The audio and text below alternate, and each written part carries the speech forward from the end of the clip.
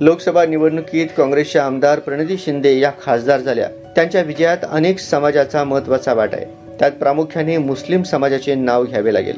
लोकसभा निवडणुकीत भाजपने हिंदू मुस्लिम हा मुद्दा उपस्थित झाल्याने मुस्लिम समाजाने चुरशीने मतदान केले। विशेष म्हणजे समाज एक झाल्याचे पाहायला मिळाले।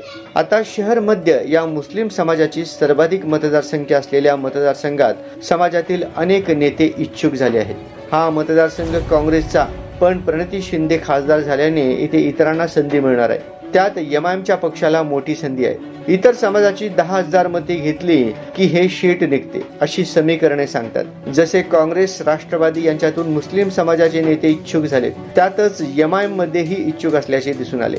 शहराचे अध्यक्ष फारुख शाब्दी हे असतानाही शहर युवक अध्यक्ष मोहसिन बेंदरगीकर यांनी आपण मध्य विधानसभा लढविण्याची भाषा केली होती। त्यासाठी आपण किती लायक आहे हे त्याने त्या बातमीत उल्लेख केला होता। मुळात त्याच्यावर अनेक गुन्हे दाखल असून तो तडीपार झाला होता। त्या बातमीची मुस्लिम समाजात चर्चा झाली। त्याच्याबद्दल मुस्लिम समाजातील मान्यवरांनी टीका केली की हा उमेदवार होऊ शकतो का। दरम्यान शाब्दी यांनी बेंदरगीकर याला जाब विचारला असल्याचे समजते। क्या मोहसिन मैं रहते हुए विधानसभा लड़नी है या शब्दात डोळे वटारले। तेव्हा नहीं शेठ सिर्फ चर्चे में रहने के लिए बातमी लगाई असे उत्तर देऊन अध्यक्षांना शांत केल्याची चर्चा एमआयएम कार्यकर्त्यांमध्ये रंगली आहे।